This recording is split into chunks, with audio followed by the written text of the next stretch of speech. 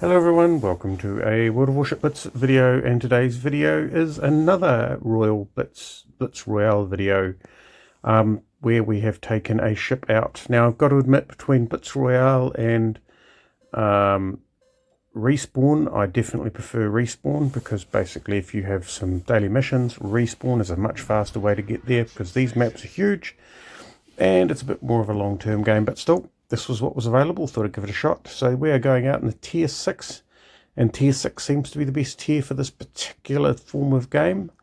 We're going out with the tier 6 Aigle, which is the French destroyer, the premium French destroyer.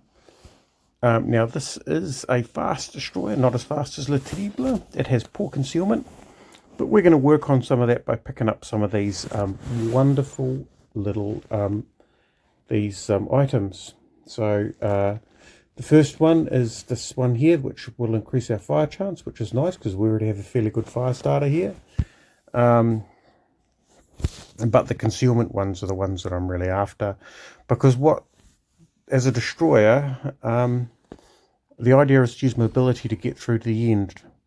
Now you do have good knockdown capability with the torpedoes, but the torpedoes on the Aigle do have a very wide spread, which means that it creates a bit of a problem trying to deal with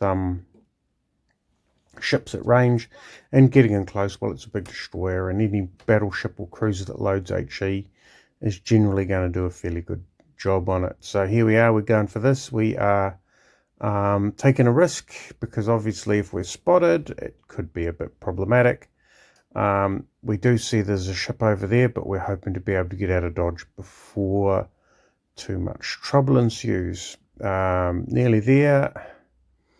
There goes the first. There goes our torpedo tubes. Oh, look at that! We'll give a couple of shots. Actually, we'll give one each way, and hopefully something will happen. And meanwhile, I will go for this. These items here. I do have the speed to be able to stay ahead, hopefully, of any detection. So far, no torpedoes are hitting, although it'll give them a bit of pause. Here we are. So an increase in fire. So that's a Hatsuharu gone, which means that I'm the sole destroyer. I will be a priority target if spotted. So I'll have to try and not get spotted. I think that I'm going to head more towards the center here. I'm not sure if that's a smart move. This is it's a big ship of some description. I'm going to try and sneak through, grab that, and see if I can get away the other direction and grab the additional concealment. I am detected. It's probably the best concealment circle, by the way, I've ever had on the Aigle. So I get a couple of torpedo tubes off. And yeah, with the angle and the speed, and if I need to, I can pop a speed boost. He's firing AP, which is pretty unfortunate for him. Oh, we get 2 hits and a flooding. He is still flooding. Yeah, well, he hasn't healed it yet, so that's a bit of a worry for him. I'm not sure what's going on there, but I'll take it. Right. Now, the surface detection range on the Aigle is normally pretty bad, but a plus 10%. Well, actually, I might as well just loaded a concealment module on. But anyway, we're keeping the speed up. Now the Aigle, its torpedoes do reload relatively quickly. We'll give a couple of spreads. We'll just give one spread there, keep one in reserve. Hopefully we're going to be lucky enough to grab this particular item here, because anything we can do to just stay. So as the only destroyer, I should have the best concealment. I mean, there may be a Leander out there or a Sirius or something which could scare me. But I should have the best concealment, which means that I can keep sneaking through to the final stages of the game. Taking the odd snapshot here and there. One torpedo hit. Good long-range torpedoes often provide a bit of a bonus after the fact. There are now 6 of us, 5 of us. and I am facing, I'm going to be facing, oh, there we go. It looks like a New Mexico. He doesn't appear to have detected me, so I'm going to have to keep going past this island so that my torpedo cone doesn't intersect with the island, so I get as many shots onto him as possible. Traveling, he's turning away, so it is becoming a bit of a problem. I think that may be enough. Come on, just fire one, and that's really it. Okay, we've got one in reserve. Oh, for this looks like it might need, so this is a Nuremberg. Okay, he's turning, so he's going to, I probably need to give him a bit more lead than that. I've got 2 hits on the battleship. Let's see how we do against this Nuremberg. Oh. Now what that does is at least that slows him down.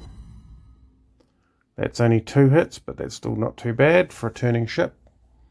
And I'll head the opposite direction, because this Nuremberg would absolutely make mincemeat of this poor destroyer. So at the moment, oh, there we go. Now this is going to be a bit tricky, because I've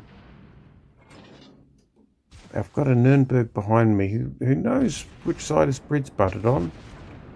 We're going to get some. There's a Trento gone. There's 4 of us remaining. We're doing pretty well. A lot of it by avoiding combat. Oh, ouch. So we give them a couple of blasts from the torpedoes, and we just try and set some fires on them. We're turning in. Follow the torpedoes. Something's fired torpedoes the other direction, but I'm heading straight for the repair.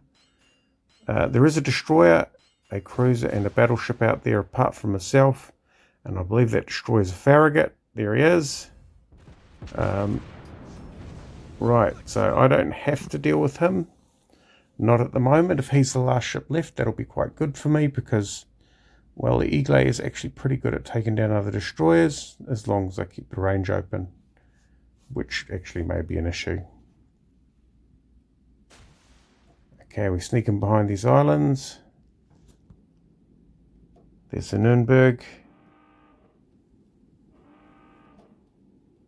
Okay, this looks bad. Ooh. So we are running out of maneuvering space. It is a Dunkirk. He's turning. Is he running straight? No, it looks like he is. So I've really got the tiger by the tail here. I can't get enough angle. Ooh. That's a bit of bad judgment. I can't get enough angle with my torpedoes to hit him hard enough to knock him down. Even best case, I'm going to have to hit, even if I was to hit him with all my torpedoes, which is not guaranteed, then I would need to get a second set into him to finish him off, and that depends a little bit on his heel state. So we are keeping the distance opened.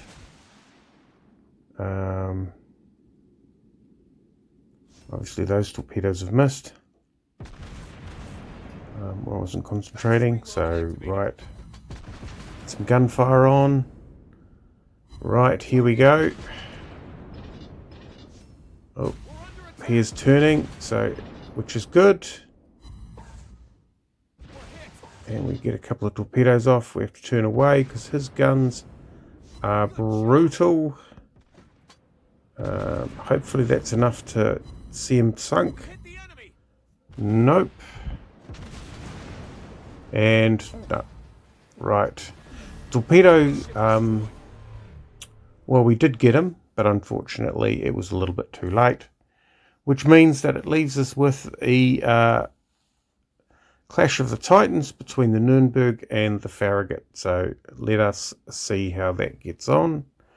By now, of course, the circle is getting relatively small. So we've got 87,000, which isn't too bad for the little old Aigle for a, yep. So these ships, these Blitz Royale can get your damage up, obviously, played right. But the Aigle just, when it starts to get into a bit of a knife fight, it really hasn't got quite that capability there. There goes the storm boundary. Okay, this is the Farragut. He's taken quite a beating. Here's the Nuremberg. I'm not sure what he was doing, but he was definitely heading the wrong direction, and he's in a bit of pain. He may have been trying to get the heel, of course, but I'm not sure that's really quite beneficial for him. There's a couple of them over there. Very inviting, but that means a prolonged period of exposure to this electromagnetic storm and popping out into potentially hostile territory. So he's going to try and get out of that storm, which will be quite beneficial for him, but unfortunately it's going to cost him a lot of his health to get there. This Farragut is a perfect ambusher. Man, I wish I was taking on this Farragut in the Aigle, because the ambushes are, I mean, a stationary target. The Aigle has good guns. I've used all the rapid reload. I think I might have had one charge left. But still, stationary destroyers are great destroyers to shoot at. So here's the Nuremberg popping out behind the island. Now he's got a bit of a problem, because obviously if he gets it wrong, then that Farragut is going to cause him quite a bit of grief. Here comes the Farragut around the back of the island. Unfortunately for the Farragut, the Nuremberg has rearward guns, although unfortunately for the Farragut, the Nuremberg's guns are facing the wrong direction. Whoops, not quite. He pops some torpedoes. The Farragut hugs the island in order to dodge them. The Nuremberg then pops some more torpedoes and now has to charge this gap. So the Nuremberg's on fire. No, he's no longer on fire. He's not got a great deal of health, and this looks like another unwelcome visit to the Twilight Zone. Turns the corner of the island, pops out of the zone briefly, charges back in. It does constrain. It does mean that he's very limited in what he can do. Detected by the Farragut. The Farragut is going to be making the most of this. There's the Farragut off to the side. He's made his own trip outside the boundary. But the Nuremberg, if he can get the guns off, which he does, just needs the front guns. And you can see the torpedoes coming in from the Farragut, but the Nuremberg takes it. Very well played, quite exciting near the end. It can be quite tricky hunting down a destroyer. Now, obviously, the Nuremberg had that, would have had the hydro or the sonar, but he came out on top. We were fourth, although we did great from a damage perspective, which is always welcome, particularly with the Blitz pass going on. 18 torpedoes hits, 50 main battery hits, one ship killed, a whole ton of flooding. So maybe that's the benefit of this style of game, is you really get an opportunity to leverage those torpedoes. Anyway, I hope you enjoyed watching it.